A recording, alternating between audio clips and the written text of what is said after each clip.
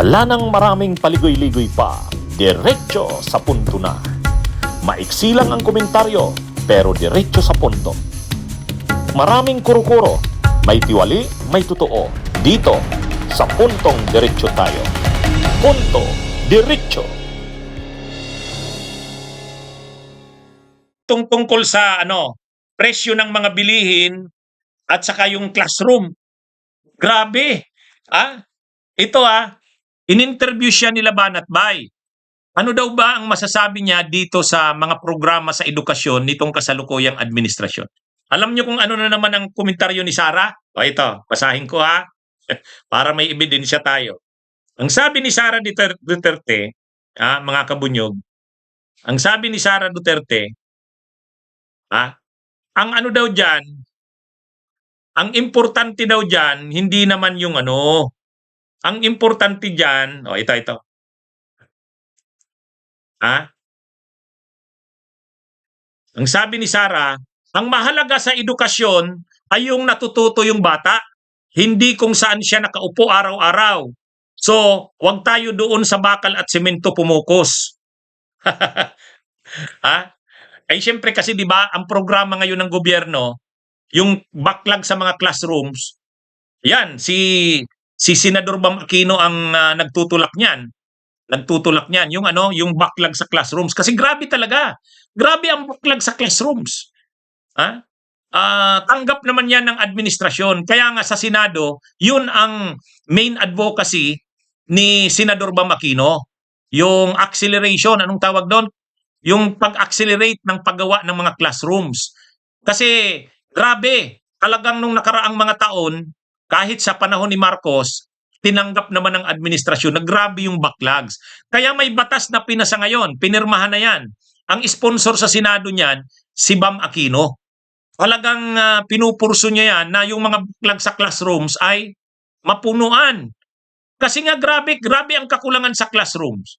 O ngayon, ano yung batas na ipinasa? Yung classroom construction acceleration bang tawag doon? Basta acceleration, pagpapabilis ng paggawa ng mga classrooms. Paano ang ginawang paraan?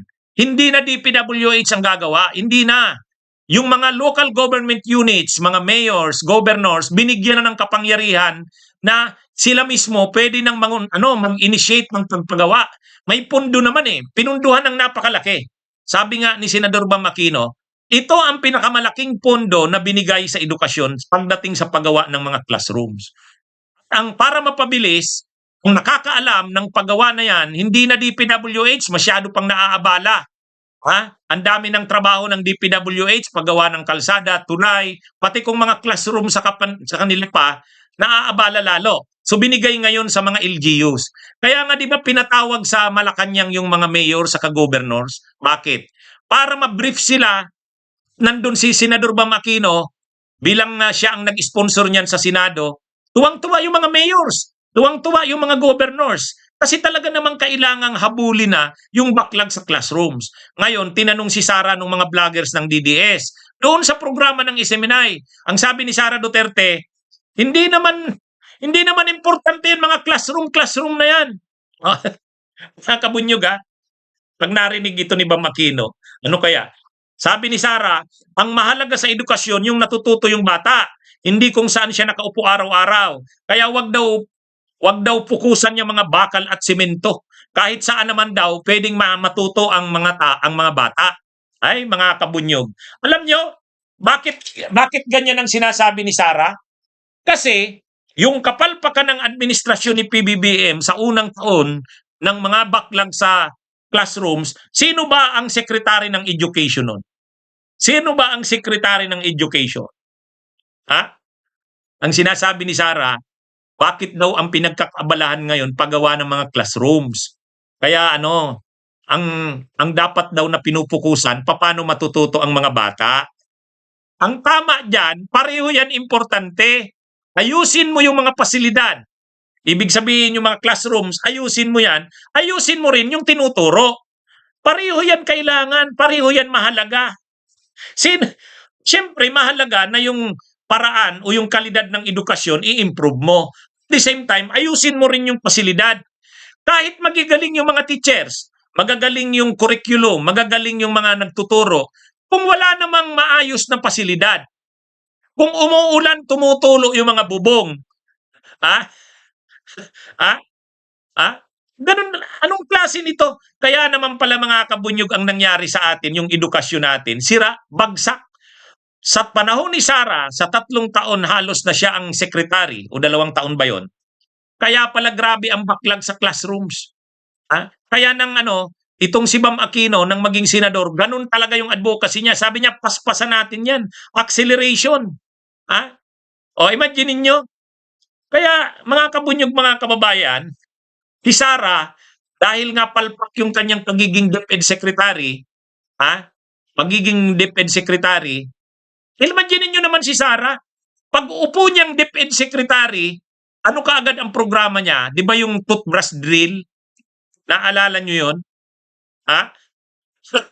Pag upo ni Sarang DepEd Secretary, ano kaagad ang programa niya? Yung toothbrush drill. Ha? Oh, yun ang programa ni Sara. Toothbrush drill. Sikat na sikat yun. Ha? Pangalawang programa ni Sara. Sumulat si Sara ng libro.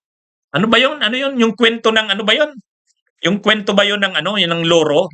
Yung Ano ba yung tungkol yun sa kwento ni Yung sinulat ni Sara na libro na ni-reproduce, grabe. Kung ilang doon ang nagastos, ang laking nagastos na pera, tapos pinapamigay sa mga pinapamigay sa mga bata. Yung librong sinulat niya, ano ang title nun? Yung pangbata na libro? O, yun ang mga programa ni Sara. Ha? Nakalimutan ko na yung title ng libro eh. Pero, ang una, yung toothbrush. Toothbrush drill. Yan ang kaagad-agad. Pag upo ni Sara, yun kaagad. Isang kaibigan. Yun ang mga programa ni Sara. Ngayon yung mga classrooms, wala. Samantalang may budget naman. Ang daming backlogs. So ngayon, inaayos na sa ilalim ni Sani Agara at sa ni Bam Aquino. Si Bam Aquino, nagpasa ng batas si Bam. Yung acceleration ng paggawa ng mga classrooms. Yan yung ngayon ni Sara.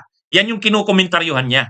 Bakit daw yun ang pinupukusan ni Bam Aquino, Sani Angara at sa ni PBBM? Samantalang, ang kailangan daw naman ng mga estudyante, matuto lang. Hindi kailangan yung mga semento, bakal na classroom. Hindi daw yan. Kaya pala mga kabunyog, kaya pala ang nangyari sa atin. Nakita nyo na kung bakit ganyan ang nangyari sa edukasyon natin? Okay, mga kabunyog, mga kababayan, magandang araw sa inyong lahat. Mabuhay po tayo.